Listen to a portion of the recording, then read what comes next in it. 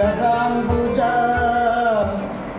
శారద చంద్ర చంద్రికాడంబర చారుమూర్తే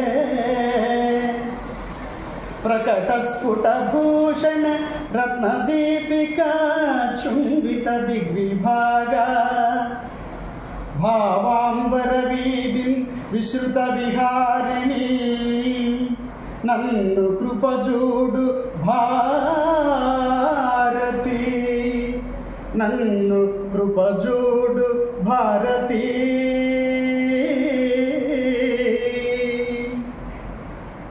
తల్లి నిన్న వారి కలంబు రాసిన వారి కలంబు కన్న నే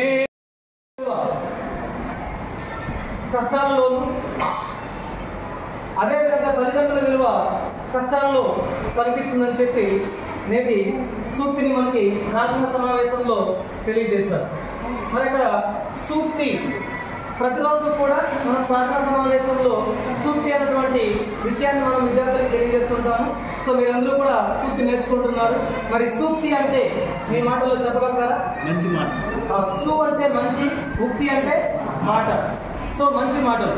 సో ఈ మంచి మాటలు మనము ఎలా బోధిస్తూ ఉంటారు మనకు ఉపాధ్యాయులు అంటే వచన రూపంలో కానీ, వాక్య రూపంలో కానీ, పద్య రూపంలో కానీ మనకి ఈ సూక్తిని మనకు తెలియజేస్తూ ఉంటారు.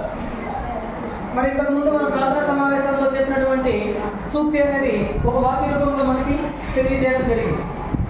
మరి మంచి మాటల్ని మనము సాధారణంగా పద్యాల నుంచి కూడా మనము ఈ మంచి మాటల్ని నిత్య జీవితానికి పనికొచ్చినటువంటి మంచి మాటల్ని మన ఉపాధ్యాయులందరూ కూడా మనకి ఈ సూక్తిని, ఈ మంచి మాటల్ని మనకి బోధిస్తున్నారు. మరి ఈ మంచి మాటల్ని రకరకాల పేర్లతో మనం పిలుస్తున్నాం.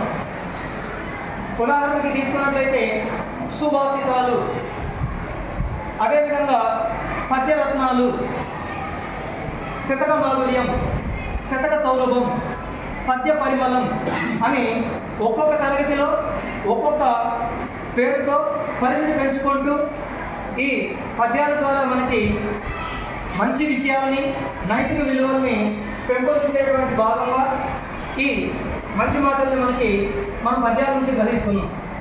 మరి అలాంటి విద్యార్థి జీవితానికి ఉపయోగపడేటువంటి నైతిక విలువలు ఏవైతే ఉన్నాయో, మరి నైతిక విలువలు అన్నటువంటి పదాన్ని మనం సాధారణంగా ఎక్కువసార్లు ఉపయోగిస్తూ ఉంటాం. మరి నైతిక విలువలు అంటే కరుణ, ప్రేమ, బాధ్యత, సహకారము, కృతజ్ఞత, క్రమశిక్షణ, ఇలాంటివన్నీ కూడా నైతిక విలువల కొన్ని ఉదాహరణలు. మరి ఇలాంటి విలువలన్నీ కూడా మనకి చక్కగా అందించేవి పద్యాలు. మరి అలాంటి పద్యానికి సంబంధించి 7వ తరగతిలో మనం ప్రస్తుతం పద్య పరిమళం అన్నటువంటి పాఠ్యాంశాన్ని మనం ఈరోజు బోధించుకున్నటువంటి చిన్న ప్రయత్నం చేద్దాము. మరి ముందుగా పద్య పరిమళం.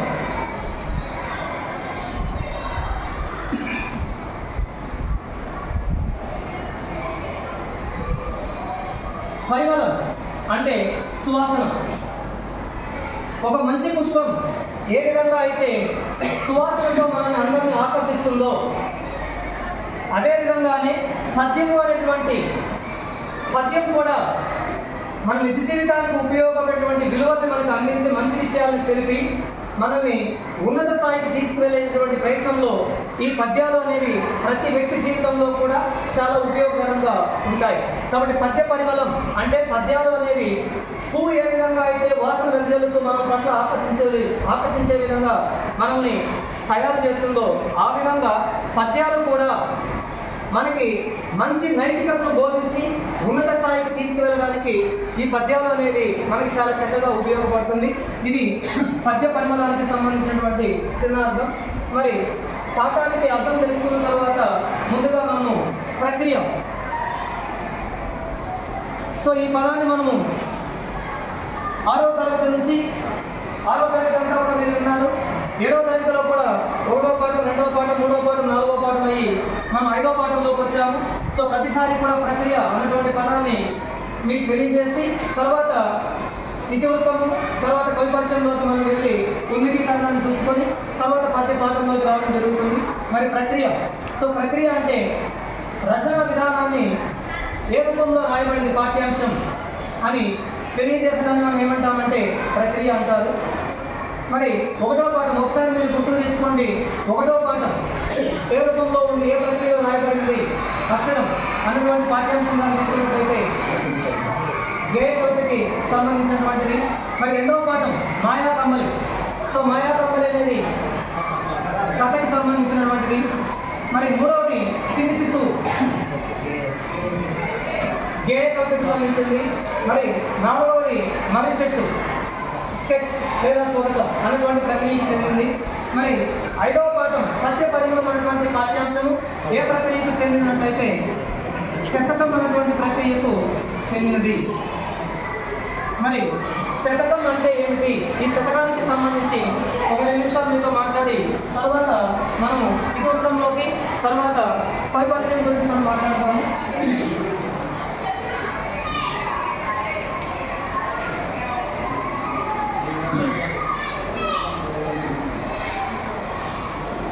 సో శతకం అంటే మనం ఈ పదాన్ని సాధారణంగా ఒక ప్రత్యేకమైనటువంటి ఆటలో మనం ఎక్కువగా వింటూ ఉంటాం. శతకంలో చెలరేగినటువంటి రోహిత్ శర్మ, శతకంలో చెలరేగినటువంటి విరాట్ కోహ్లీ అనేటువంటి పదాన్ని మనం చాలాసార్లు వింటూ ఉంటాం. సో క్రికెట్ ఆటలో ఈ పదాన్ని ఎక్కువగా శతకం అనేటువంటి పదాన్ని ఎక్కువగా ఉపయోగిస్తూ ఉంటారు. మీరు కానీ ఆ పేపర్ కానీ లేదంటే వార్తాపత్రిక కానీ లేదా న్యూస్ కానీ మీరు కానీ వింటే మీకు ఈ శతకం అనేటువంటి పదం ఈరోజు కొత్తగా ఉండదు. ఒకవేళ వినకపోతే శతకము అంటే 100 పద్యాల రచనను మనం ఏమంటామంటే శతకము అంటారు. సో శతకము అంటే 100 పద్యాల రచన. మరి 100 సార్ 100 కాదు, 100 లేదా 100 కన్నా ఎక్కువ పద్యాల రచన కానీ ఉంటే ఆ రచనను మనం ఏమంటామంటే శతకము అంటారు. 100 లేదా 100 కన్నా ఎక్కువ పద్యాల రచనను శతకం అంటారు. మరి ఈ శతక పద్యం అనేది కొన్ని ముఖ్యమైనటువంటి లక్షణాలు కలిగి ఉంటుంది. మరి ఏ లక్షణాలు కలిగి ఉంటుంది? ఇది మీరు 10వ తరగతికి వెళ్ళేటువంటి సందర్భంలో మీకు ప్రక్రియ అనేటువంటి అంశాన్ని మీకు అక్కడ ఒక 4 మార్కుల ప్రశ్నలు మీకు అడగడం జరుగుతుంది. కాబట్టి ఇది ప్రతి పాఠంలో కూడా ఇక్కడ మనం నేర్చుకున్నటువంటి పద్య పరిమళం అనేది ప్రతి పాఠంలో కూడా 8వ తరగతిలో శతక సౌరభం అనేటువంటి పేరుతో, 9వ తరగతిలో శతక మధురం అని శతక మాధుర్యం అనేటువంటి పేరు మాత్రమే మార్చుకుంటూ ఇదే ప్రక్రియ ప్రతి పాఠంలో కూడా పునరావృతం అవుతుంది. కాబట్టి మీరందరూ కూడా ఇక్కడ శతక పద్యం యొక్క లక్షణాలని అర్థం చేసుకోవడానికి చిన్న ప్రయత్నం చేయండి. మీకు నేను వివరించేటువంటి ప్రయత్నం చేస్తాను. మరి శతక పద్యాలు అనేవి ఏ లక్షణాన్ని కలిగి ఉంటుందంటే ప్రధానంగా 4 ముఖ్యమైనటువంటి లక్షణాలను కలిగి ఉంటుంది. అందులో మొట్టమొదటిది మకుట నియమం. మరి మకుటము అన్నటువంటి పదాన్ని మనం సాధారణంగా చాలా సందర్భంలో వింటాం. మరి మకుటము అంటే కిరీటం. రాసు కిరీటాన్ని ధరించినప్పుడు ఎంత అందంగా అయితే కనిపిస్తాడో ఆ విధంగానే పద్యానికి మకుటము అనేది అంత శోభను కలిగిస్తుంది, అంత అందాన్ని తెచ్చిస్తుంది. కాబట్టి మరి మకుటము అంటే సాధారణంగా మనం మాట్లాడుతున్నటువంటి భాషలో కిరీటం అని చెప్తాం. మరి శతకంలో మకుటము అంటే ఏంటి అన్నదాన్ని మీకు ఒక చిన్న ఉదాహరణ ద్వారా మీకు నేను వివరించేటువంటి ప్రయత్నం చేస్తున్నాను.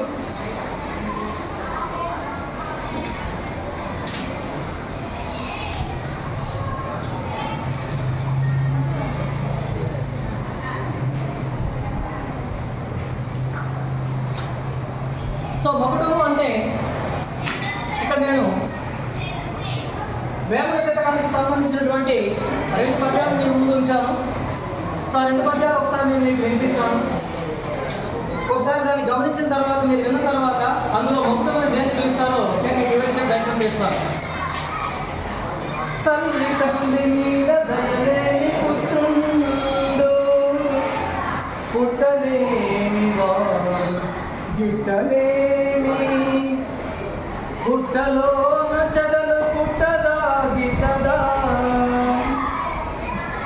విశ్వదావిరామ అనగనగరాగమతిశయిల్లుచునుండు, తినగ తినగవేము తీయనుండు, సాధనముల పనులు సమకూరు ధరలోన, విశ్వదావిరామ వినురవేమ. మరి ఇక్కడ నేను 2 పద్యాలు నేను ముందు ఉన్నాను. మరి ఈ రెండు పద్యాలు కానీ మనం కానీ ఒకసారి గమనించినట్లయితే, సో ప్రతి పద్యంలో పాదం అంటే పండి ఏమని పిలుస్తామంటే పాదము అంటారు. మరి మొదటి పద్యంలో 4 పాదాలు ఉన్నాయి, రెండవ పద్యంలో కూడా 4 పాదాలు ఉన్నాయి. మరి ఈ 4 పాదాలలో చివరి పాదాన్ని కానీ మనం ఒకసారి కానీ పరిశీలించినట్లయితే, చివరి పాదం 1, 2, 3, 4 ఇది చివరి పాదం. ఈ పద్యంలో ఈ రెండు పద్యాలకి చివరి పాదం ఎలా ఉందంటే ఒకేలాగా ఉంది. ఇది ఎవరి చేత రాయబడినటువంటి పద్యం అంటే వేమ చేత రచించబడినటువంటి పద్యం. మరి వేమన ఒక శతక కవికి ఉదాహరణ. ఇంతకుముందే మనం చెప్పుకున్నాం, ఏమని చెప్పుకున్నామంటే 100 పద్యాల రచనను శతకము అంటారని చెప్పాం. మరి వేమన చేత 100 పద్యాలు రాయబడిందంటే సుమారు 3000 పద్యాలకు పైగా వేమన చేత రచించడం జరిగింది. మరి 3000 పద్యాలకి పైగా రచించినటువంటి వేమన పద్యంలో ఏ పద్యం తీసుకున్నా కానీ 4వ పాదం అనేది ఎలా ఉంటుందంటే ఒకేలాగా మళ్ళీ మళ్ళీ పునరావృతం అవుతూనే ఉండడం జరుగుతుంది. మరి మొగటం అంటే ఏం చెప్తుందంటే మనకి ఒక పద్యంలో చివరి పాదం కానీ చివరి పదం కానీ పదాలు కానీ పాదాలు కానీ మళ్ళీ మళ్ళీ మళ్ళీ పునరావృతం అవుతూ కానీ ఉంటే ఆ పునరావృతమైనటువంటి పదాన్ని లేదా పదాలను పాదాన్ని లేదా పాదాలను ఆ పద్యానికి మనం ఏమని చెప్తామంటే మొగటము అంటారు. మరొకసారి మొగటము అంటే పద్యం యొక్క చివరి పాదం కానీ చివరి పదం కానీ పదాలు కానీ పాదాలు కానీ మళ్ళీ మళ్ళీ పునరావృతమైతే ఆ పునరావృతమైనటువంటి పాదాన్ని పాదాలను పదాన్ని లేదా పదాలను ఆ పద్యానికి మనం మొగటము అంటారు.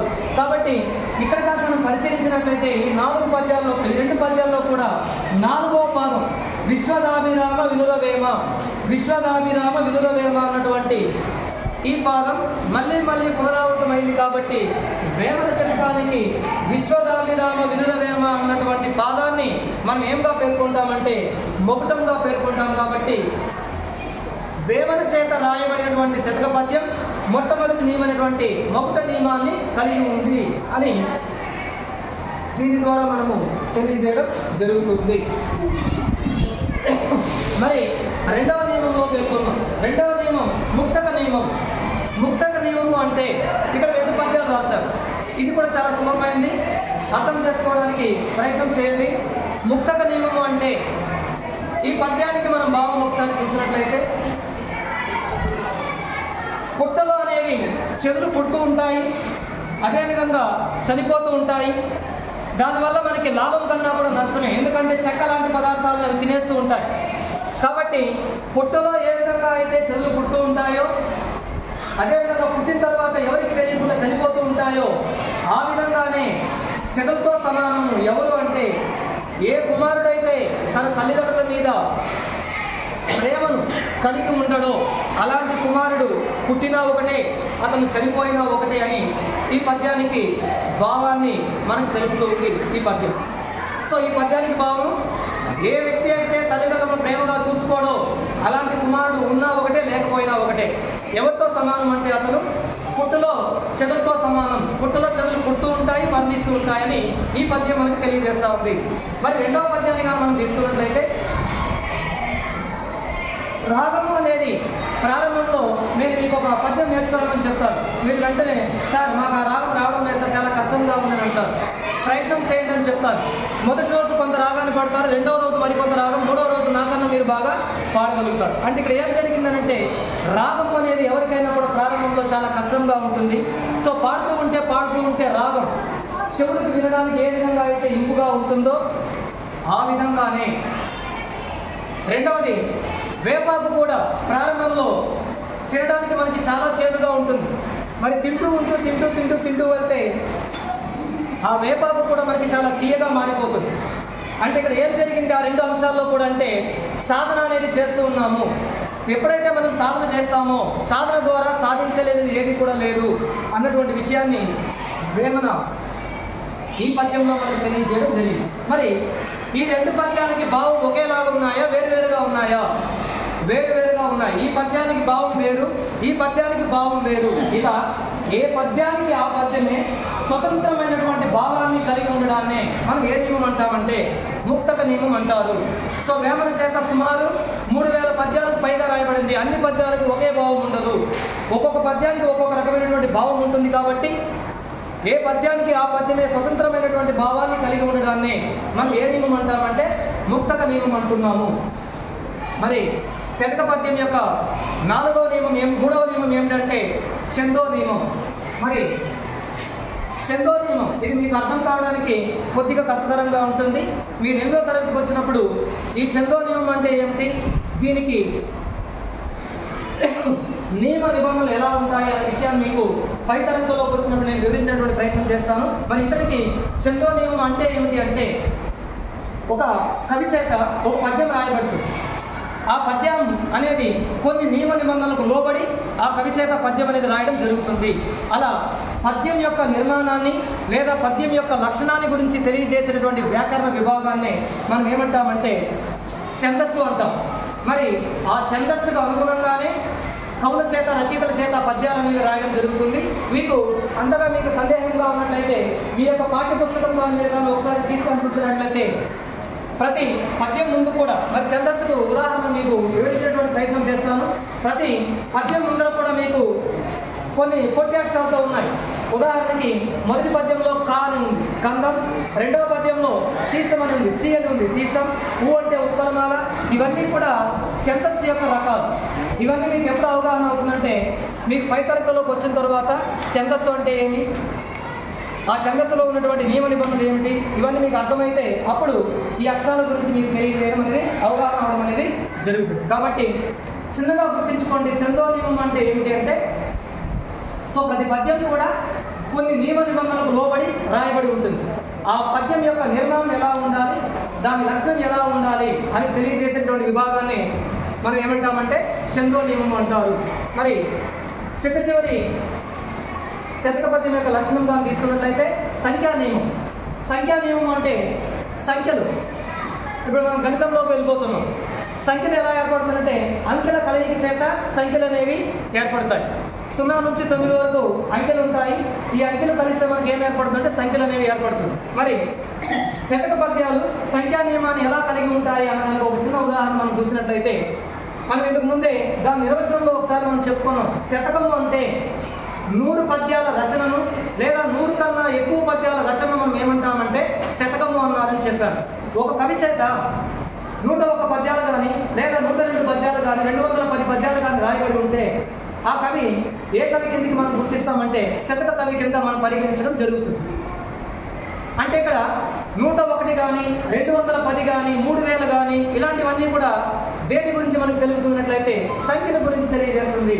కాబట్టి అవన్నీ కూడా సంఖ్యా నియమాన్ని పాటిస్తుందని చెప్తాం. ఒకవేళ ఒక రచయిత 99 పద్యాలు రాస్తాడు, అప్పుడు అతన్ని మనము శతక కవి అని చెప్పొచ్చు అంటే చెప్పకూడదు. ఎందుకంటే 100 పద్యాలు రాసి ఉంటే మాత్రమే శతకం అని చెప్తున్నాం.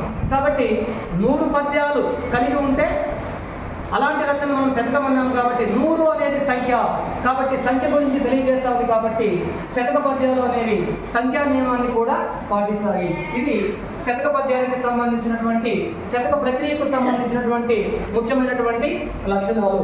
మరి సో ప్రక్రియ గురించి మనం మాట్లాడాము. సో ప్రక్రియ తర్వాత రెండవది దేని గురించి మనం మాట్లాడుతున్నామంటే ఇతివృత్తం. ఇతివృత్తం అంటే ఏంటి అంటే ఆ పాఠం ద్వారా విద్యార్థులలో ఏ లక్షణాలు పెంపొందించబడాలి లేదా ఆ పాఠం విద్యార్థులకు ఏం బోధిస్తుంది అని తెలపడమే మనం ఏమంటున్నాము అంటే ఇతివృత్తం. మరి ఈ పాఠంలో నుంచి పద్య పరిమళం అన్నటువంటి పాఠ్యాంశంలో నుంచి మనం ఏమి నేర్చుకోవాలి, ఈ పాఠం మనకు ఏమి బోధిస్తుంది అంటే నైతిక విలువలని ఇందులో నుంచి మనము ప్రతి విద్యార్థుల్లో కూడా నైతిక విలువలను పెంపొందింపచేయడమే ఈ పాఠ్యాంశం యొక్క ప్రధానమైనటువంటి ఇతివృత్తం. మరి మూడవది ఇతివృత్తం తర్వాత రచయిత. మరి ఇంతకుముందు మన పాఠ్యాంశాల్లో కానీ మనం తీసుకున్నట్లయితే ఎక్కడైనా కూడా ఆ పాఠాన్ని రాసినటువంటి ఆ పద్యాన్ని రాసినటువంటి కవి కేవలం ఒకరు మాత్రమే ఉంటారు. మరి పద్య పరిమళంలో సుమారు 7 నుంచి 9 వరకు కవుల చేత కవులు వాళ్ళ యొక్క శతక పద్యంలో రాసినటువంటి పద్యాలను మనం ఇక్కడ పొందుపరచడం జరిగింది. కాబట్టి ఇక్కడ కవులు అనేటువంటి వాళ్ళు ఎక్కువ మంది ఉంటారు. కాబట్టి ఒకేసారి అందరి యొక్క కవి పరిచయాలను మీ ముందు ఉంచకుండా ఒక పద్యం చెప్పేటువంటి సందర్భంలో ఆ కవి గురించి మీకు బోధించి తర్వాత ఆ పద్యం యొక్క వివరణని నేను మీకు తెలియజేసేటువంటి ప్రయత్నము చేస్తాను. కాబట్టి ఇక్కడ కవులు చాలా మంది ఉన్నారు కాబట్టి నేను శతక కవులు అంటే ఒక్కొక్క రచయిత అంటే శతక కవికి చెందినటువంటి శతకంలో నుంచి మనం పద్యాలు తీసుకొని పద్య పరిమళాలు పొందుపరచడం జరిగింది. కాబట్టి ఈ శతక కవులు గురించి ఆ పద్యం చెప్పే సందర్భంలో ఆ పద్యాన్ని రాసినటువంటి కవి ఎవరు, ఆ కవి పరిచయం గురించి నేను మీకు వివరించేటువంటి ప్రయత్నము చేస్తాను. మరి అందరూ కూడా మీ యొక్క పాఠ్య పుస్తకంలో ఒకసారి ఉన్మికీకరణను ఒకసారి మీరు గమనించండి. సో ఉన్మికీకరణం అంటే ఆ పాఠ్యాంశానికి సంబంధించినటువంటి చిత్రం కానీ లేదంటే సన్నివేశం కానీ కథ కానీ ఏదో ఒకటి మనకి ఇవ్వడం జరుగుతుంది. మరి ఈ చిత్రాన్ని మీరు ఒకసారి గమనించండి. ఈ చిత్రంలో మీకు ఏమి అర్థమవుతుందో ఒకసారి గమనించడం అంటే అలా చూసి ఇలా బుక్ వేయడం కాదు, క్షుణ్ణంగా పరిశీలించండి. పరిశీలించిన తర్వాత దాని మీద కొన్ని నేను ప్రశ్నలు అడుగుతున్నప్పుడు మీరు ఖచ్చితంగా జవాబులు చెప్పినటువంటి స్థితిలో మీరు ఉండాలి. సో ఇదే విధంగా మీకు ఇదిగో ఇక్కడ ఒక చిత్రాన్ని కూడా మీ ముందు ఉంచుతున్నాను. సో ఈ చిత్రాన్ని కూడా మీరు పరిశీలించండి. ఈ చిత్రం మీ టెక్స్ట్ బుక్లో ఉన్న చిత్రాన్ని నేను ప్రదర్శించిన ఈ చిత్రాన్ని ఒకసారి పరిశీలించండి. మరి దీని తర్వాత మరో చిత్రాన్ని కూడా మీ ముందు ప్రదర్శించేటువంటి ప్రయత్నం చేస్తున్నాను. సో గమనించండి. సో ఇక్కడ ఈ 3 చిత్రాల్లో కూడా ఉపాధ్యాయులు గురువులు అనేటువంటి వాళ్ళు తమ పిల్లలకి మంచి విషయాన్ని బోధిస్తున్నారు. అది దేని ద్వారా అంటే అక్కడ పక్కన మనకి పద్యము అనేది ఇవ్వడం జరిగింది. కాబట్టి ఇంతకుముందే మనం చెప్పాం పద్య పరిమళం అంటే మంచి మాటలకి పర్యాయ పదాలు మనం చాలా ఉపయోగించుకుంటున్నామనేది. 6వ తరగతిలో కానీ తీసుకున్నట్లయితే మనకి సుభాషితాలు అనేటువంటి పేరుతోను, 5వ తరగతిలో కానీ తీసుకున్నట్లయితే పాత టెక్స్ట్ బుక్ ప్రకారము మహితోక్తులు అన్నటువంటి ఆ పేరుని అక్కడ మనకు పొందుపరచడం జరిగింది. ఇవన్నీ కూడా ఆ మంచి మాట సూక్తి అంటున్నామే, ఆ సూక్తికి సంబంధించిన పర్యాయ పదాలుగా మనం దీన్ని మనము వాడుకోవచ్చు. అంతిమంగా ఏ పద్యం తీసుకున్నా కానీ ఆ పద్యంలో నుంచి ఏదో ఒక నీతిని మన నిజ జీవితానికి ఉపయోగపడేటువంటి అంశాన్ని ప్రతి పద్యం కూడా మనకి బోధించడం అనేది జరుగుతుంది. అందులో ఉన్నటువంటి నీతిని గ్రహించి వాటిని మన నిజ జీవితంలో ఆచరించాలని మిమ్మల్ని అందరినీ కూడా కోరుకుంటున్నాం. మరి ఇప్పుడు మీరు ఆ చిత్రాన్ని కానీ పరిశీలించినట్లయితే అక్కడ ఒక చిన్న పద్యము ఇవ్వడం జరిగింది. సో గురువు, పురాతన కాలంలో గురువు. సో ఇప్పుడైతే మనము ఫ్యాన్ కింద కూర్చొని మీ ఉపాధ్యాయుడు నిలబడుకొని ఈ ప్యానల్ ముందు ఆన్ చేసి చక్కగా మీకు పాఠాన్ని బోధిస్తున్నాడు. మరి పురాతన కాలంలో మనం తీసుకున్నట్లయితే ఇలాంటి సౌకర్యాలు ఏమీ కూడా లేవు. చెట్టు కింద కూర్చొని గురువు తన శిష్యులకి పాఠాన్ని బోధిస్తున్నాడు. ఆ పాఠం కూడా ఇక్కడ ఏ పాఠానికి సంబంధించిన మనం పసిగట్టగలుగుతామంటే ఇచ్చినటువంటి సమాచారాన్ని ఆధారంగా ఒక మంచి పద్యాన్ని అంటే విద్యార్థి నిత్య జీవితానికి ఉపయోగపడేటువంటి పద్యాన్ని ఇక్కడ గురువు గారు తన శిష్యులకి బోధిస్తున్నారు. మరి ఆ పద్యాన్ని ఒకసారి చదివి వినిపించేటువంటి ప్రయత్నం చేస్తాను. సో అందరూ కూడా ఆ పద్యాన్ని ఒకసారి జాగ్రత్తగా వినండి. ఆ పద్యానికి భావం చెప్పిన తర్వాత కింద ఒక చిన్న 3 ప్రశ్నలు ఇచ్చాడు. ఆ ప్రశ్నలకి సమాధానం చేసేటువంటి ప్రయత్నం మీరు అందరూ చేస్తారని ఆశిస్తున్నాను. రైట్. తల నుండు విషము పలికిని వెలయంగ తోక నుండు వృక్షికమునకున్ తలతోక ఎనుక ఉండును కలునకు నిలువెల్ల విషము గదరా సుమతి.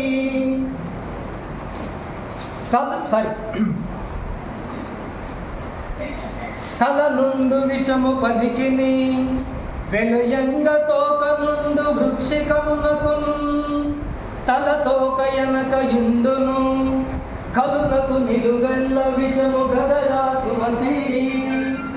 మరి ఈ పద్యం విన్నారు కదా. దీంతో పాటు ఇంకొక పద్యం ఒకటి పాడతాను, జాగ్రత్తగా వినండి. దీని మీద మీకు ఒక చిన్న ప్రశ్న వేస్తాను. ఈ పద్యాన్ని నేను తర్వాత మీకు అర్థం చేసేటువంటి ప్రయత్నం చేస్తాను. ఎప్పుడు సంపద కలిగిన అప్పుడు బంధువులు ఒత్తురది ఎట్లన్నన్ తెప్పలుగా చెరువు నిండిన కప్పలు 10,000 చేరు గదరా సుమతి. మరి ఇవి రెండూ కూడా భర్తన చేత రాయబడినటువంటి సుమతి శతకంలో నుంచి తీసుకున్నాను. మరి ఈ పద్యానికి మొగుటం ఒకసారి మనం గమనించినట్లయితే ఇంతకుముందు నేను మీకు అక్కడ మీకు చూపించాను. వేమన శతకంలో మొగుటాన్ని మీరు గుర్తించారు. మరి అదేవిధంగా ప్రతి పద్యంలో కూడా 4 పాదాలు ఉంటాయి. ఆ 4 పాదంలో ఒక పదం కానీ పదాలు కానీ పాదం పూర్తిగా కానీ లేదా 2 పాదాలు కానీ మళ్ళీ పునరావృతం అయితే దాన్ని మనం ఆ పద్యానికి మక్కుతం అన్నాము. మరి ఇప్పుడు మనం బోధించుకున్నటువంటి ఈ 2 పద్యాల్లో కూడా కేవలం ఒకే ఒక పదం మాత్రమే మళ్ళీ పునరావృతం అవుతూ ఉంది, సుమతి అన్నటువంటి పదం.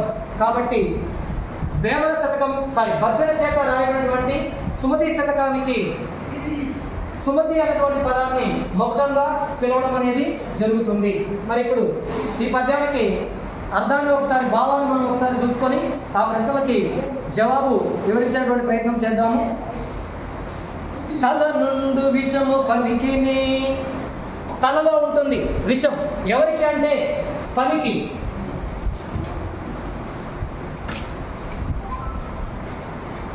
రైట్.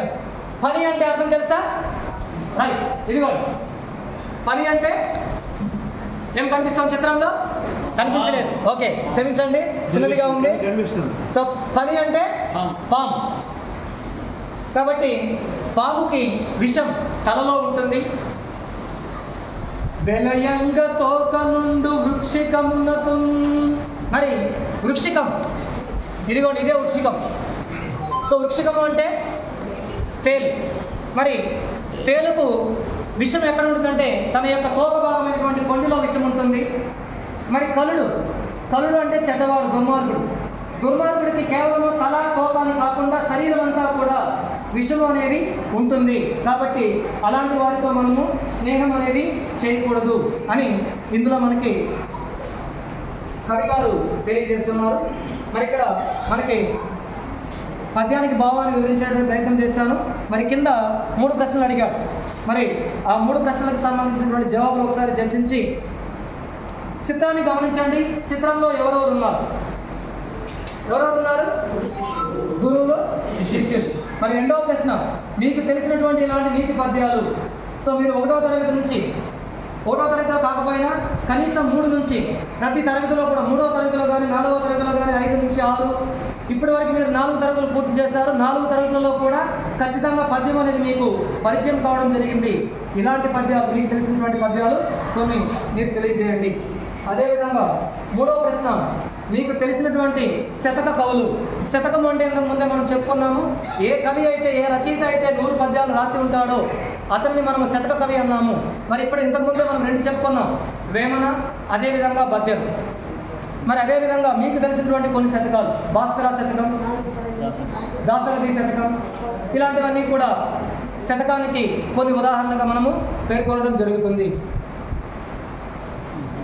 మరి దీని తర్వాత మనం ఇందులో మొట్టమొదటి పద్యం చెప్పుకునే ముందు ఆ పద్యాన్ని రాసినటువంటి రచయిత, కవి ఎవరు, ఆ కవికి సంబంధించి ముందే చెప్పాను నేను. ఇక్కడ రచయితలు చాలా మంది ఉన్నారు కాబట్టి ఒకేసారి అందరు రచయితలు చెప్తే మీరు గుర్తుంచుకోవడానికి ఇబ్బందిగా ఉంటుందనే ఉద్దేశంతో ఆ పద్యం చెప్పే ముందు ఆ రచయిత గురించి మాట్లాడి తర్వాత ఆ పద్యానికి సంబంధించిన భావాన్ని వివరించే ప్రయత్నం చేశాను. మరి మొదటి పద్యాన్ని రాసినటువంటి రచయిత బమ్మెర పోతను. మరి బమ్మెర పోతను అన్నటువంటి కవి గారి జన్మస్థలం వరంగల్ జిల్లాలో బమ్మెర గ్రామం. ప్రస్తుతము తెలంగాణలో ఉన్నటువంటి వరంగల్లో బమ్మెర అన్నటువంటి గ్రామంలో జన్మించారు. మరి వీరి యొక్క తల్లిదండ్రులు లక్కమాంబ, కేసన. వీరి కాలం 15వ శతాబ్దానికి చెందినటువంటి వారు వీరు. మరి రచనలు కానీ తీసుకున్నట్లయితే వీరభద్ర విజయం, భోగిని దండకం, శ్రీమదాంధ్ర భాగవతము, నారాయణ శతకం. మరి ప్రస్తుతం మనకి మొదటి పద్యాన్ని కానీ మనం తీసుకున్నట్లయితే మరి మొదటి పద్యంలో అనేది ఈయన యొక్క శతకంలో నుంచి కాకుండా ఈయన రాసినటువంటి శ్రీమదాంధ్ర భాగవతంలో నుంచి తీసుకోవడం జరిగింది. మరి సంస్కృతంలో వ్యాసుని చేత రాయబడినటువంటి భాగవతాన్ని తెలుగులోకి అందించినటువంటి కవి పోతన గారు. మరి ఇతని గురించి మనం తెలుసుకోవాల్సిన మరో ముఖ్యమైనటువంటి విషయము, సహజ పండితుడు, సహజ కవి అని పిలుస్తారు ఇతన్ని. ఎలాంటి గురువు లేకుండా అపారమైనటువంటి పాండిత్యాన్ని సంపాదించినటువంటి వ్యక్తి కాబట్టి ఇతన్ని మనము సహజ కవి అని పిలుస్తారు. ఇది అతనికి ఉన్నటువంటి బిరుదు. మరి ఈ మొదటి పద్యాన్ని ఏ సందర్భంలో తీసుకున్నారు భాగవతంలో అని కానీ మనం చూసుకున్నట్లయితే భాగవతంలో మొత్తము 12 స్కందాలు ఉంటాయి. ఆ 12 స్కందాలలో 9వ స్కందమైనటువంటి 9వ స్కందంలో నుంచి ఈ పరశురామ చరిత్రకు సంబంధించినటువంటి పద్యం. సో పరశురాముడు అనేటువంటి వాడు క్షత్రియులను విచక్షణారహితంగా నరుకుతూ వస్తున్నటువంటి సందర్భంలో తన తండ్రి అయినటువంటి జమదగ్ని పరశురామునికి హితబోధ చేస్తున్నటువంటి సందర్భంలో నుంచి తీసుకున్నటువంటి పద్యం ఈ మొదటి పద్యం. సో ఈ పద్యాన్ని ఒకసారి పాడి వినిపిస్తాను, చక్కగా వినండి. తర్వాత నేను భావాన్ని వివరించేటువంటి ప్రయత్నం చేస్తాను.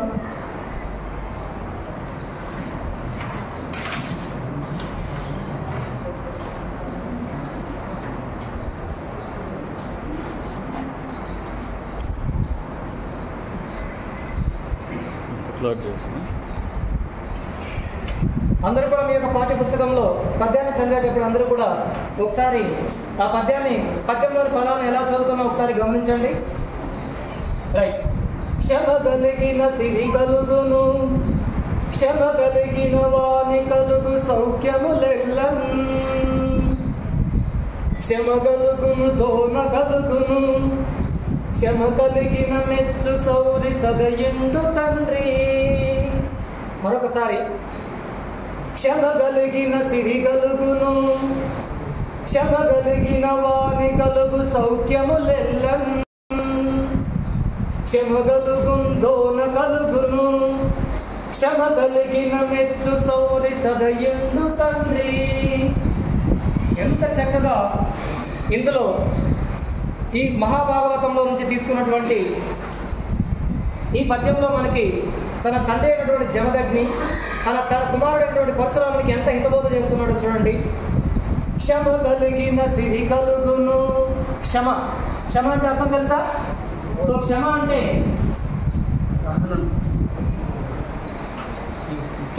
అంటే అర్థము ఓర్పు. క్షమ అంటే అర్థము ఓర్పు. సో దీనికి మరొక అర్థం కూడా మనం ఏమో చెప్పుకున్నామంటే ఇంతకుముందు సహనం అని కూడా అన్నారు మీరు. మరి ఈ రెండు రాసామనుకోండి, ఒక పదానికి సమాన అర్థాలు కానీ ఇస్తే అనేక అర్థాలు ఇచ్చేటువంటి పదాలు, సమాన అర్థాలు ఇచ్చే అనేక పదాలు కానీ ఉంటే మనం వాటిని ఏమంటామంటే పర్యాయ పదాలు అంటాం. ఇందులో ఒక పదం మాత్రమే మనం రాసామనుకోండి, దీన్ని మనం ఏమంటున్నామంటే అర్థం అంటారు. ఇలా కాకుండా క్షమ అని రాసి ఓర్పు సహనం అని రాసినట్లయితే భూమి కూడా రాయొచ్చు సార్. క్షమ అంటే భూమి కూడా రాయొచ్చు, నానార్థం కింద రాయొచ్చు. కాబట్టి సో క్షమ అన్నటువంటి పదానికి అర్థము ఓర్పు. సో ఇక్కడ ఏం చెప్తున్నాడో చూడండి. క్షమ కలిగిన సిరి కలుగును. ఎవరికైతే ఓర్పు ఉంటుందో, ఎవరికైతే సహనం ఉంటుందో ఆ వ్యక్తికి సిరి కలుగుతుంది. సిరి అంటే సంపద. సిరి అంటే సంపద, ఆస్తి, సంపద కలుగుతుంది. రెండవది ఏం చెప్తున్నాడో చూడండి. క్షమ కలిగిన వాని కలుగు. ఏ వ్యక్తికైతే ఓర్పు ఉంటుందో, ఏ వ్యక్తికైతే సహనం ఉంటుందో ఆ వ్యక్తికి వాని కలుగు. వాణి, మామూలుగా వాణి అంటే అర్థం ఏంటంటే పలుకు లేదా మాట అని అర్థం. ఇక్కడ తీసుకున్నటువంటి అర్థం ఏంటంటే విద్య. సరస్వతీదేవికి మరో పేరు వాణి అని పిలుస్తాం. కాబట్టి సో వాణి అంటే అర్థం ఏంటంటే ఇక్కడ సరస్వతీ తల్లి, శారదాదేవి. కాబట్టి ఏ వ్యక్తికి అయితే ఓర్పు ఉంటుందో ఆ వ్యక్తికి సంపద కలిగిన విధంగానే ఆ వ్యక్తికి ఓర్పు కానీ ఉన్నట్లయితే ఆ వ్యక్తికి విద్య కూడా కలుగుతుంది, విద్య కూడా అబ్బుతుంది, విద్య కూడా అలవాటు అవుతుంది. ఇంకా ఏం చెప్తున్నాడంటే సౌఖ్యములెల్లం క్షమ కలుగును దోన కలుగును. క్షమ కానీ ఉంటే, ఓర్పు కానీ ఉంటే దోన కలుగును, వెంటనే కలుగుతుంది అతనికి. ఏ వ్యక్తికైతే క్షమ ఉంటుందో అతనికి వెంటనే ఏమి కూడా కలుగుతుంది అంటే సౌఖ్యములెల్లం, సుఖము కూడా లభిస్తుంది. ఆ వ్యక్తికి సుఖము కూడా లభిస్తుంది. క్షమ కలిగిన మెచ్చు. ఇంకా క్షమ వల్ల ఏ ప్రయోజనం ఉంది? ఇప్పటికి 3 ప్రయోజనాలు చెప్పాను. ఏ వ్యక్తికైతే ఓర్పు ఉంటుందో అతనికి సంపద కలుగుతుంది. ఏ వ్యక్తికి అయితే ఓర్పు ఉంటుందో ఆ వ్యక్తికి విద్య అబ్బుతుంది. ఏ వ్యక్తికి అయితే ఓర్పు ఉంటుందో, సహనం ఉంటుందో అతనికి సౌఖ్యం కూడా లభిస్తుంది. అంతేకాదు క్షమ కలిగిన మెచ్చు సౌరి సదయుండు తండ్రి. ఏ వ్యక్తి అయితే ఓర్పును కలిగి ఉంటాడో ఆ వ్యక్తిని ఎవరు కూడా మెచ్చుకుంటారంటే సౌరి సదయందు అంటే దయాహృదయుడు అనేటువంటి దయ కలిగినటువంటి. సో సదయందు అంటే దయ కలిగినటువంటి. సౌరి అంటే విష్ణు. సౌరి అంటే విష్ణు. సో విష్ణువు కూడా, శ్రీ మహావిష్ణువు కూడా ఆ ఓర్పు ఉన్నటువంటి వ్యక్తిని మెచ్చుకుంటాడు. ఇదిగో ఎవరితను? శ్రీ మహావిష్ణువు. కాబట్టి ఏ వ్యక్తి అయితే ఓర్పు ఉంటుందో ఆ వ్యక్తిని సాక్షాత్తు దేవుడు కూడా ఇష్టపడతాడు. ఓర్పు సహనం ఉన్నటువంటి వ్యక్తిని శ్రీ మహావిష్ణువు. సో త్రిమూర్తులలో బ్రహ్మ విష్ణు మహేశ్వరుల్లో రెండవ వ్యక్తి లోకపాలకుడు అని పిలుస్తారు. ఇతన్ని లోకాన్ని పరిపాలించినటువంటి వ్యక్తి. సో అలాంటి లోకపాలకుడు కూడా మనల్ని మెచ్చుకుంటాడు, ఆనందిస్తాడు అని చెప్పి ఇందులో మనకి తెలియజేయడం జరిగింది. ఈ పద్యానికి భావంగా ఒకసారి మనం చూసినట్లయితే, ఓ నాయన, ఓ తండ్రి. తండ్రి అంటే ఓ నాయన. ఓర్పు కలిగి ఉంటే సంపద కలుగుతుంది, ఓర్పు ఉంటే విద్య కలుగుతుంది, ఓర్పు ఉంటే సుఖములన్నీ కలుగుతాయి, సహనం కలిగి ఉంటే దయామయుడైనటువంటి శ్రీహరి కూడా సంతోషిస్తాడు. మరి ఇక్కడ ఒక చిన్న సమాచారాన్ని మీకు నేను అందించేటువంటి ప్రయత్నం చేస్తున్నాను. మరి ఇక్కడ సౌరి. సో శ్రీ మహావిష్ణువుని సౌరి అని ఎందుకు పిలుస్తారు అంటే, సౌరి అంటే ఇదిగో ఎవరితను? శ్రీకృష్ణుడు. సో శ్రీకృష్ణుడు. మరి మహావిష్ణువుడు శ్రీకృష్ణునిగా సౌరిగా ఎందుకు పిలువడతాడు అని కానీ మనం ఒకసారి ఆ చరిత్రను ఒక నిమిషం వివరించడానికి ప్రయత్నం చేస్తాను. మరి శ్రీకృష్ణుడు లోక కళ్యాణార్థం సుమారు లోకపాలకుడని మనం ముందే చెప్పుకున్నాము. సుమారు 21 అవతారాలు ధరించాడు. అందులో 10 ముఖ్యమైన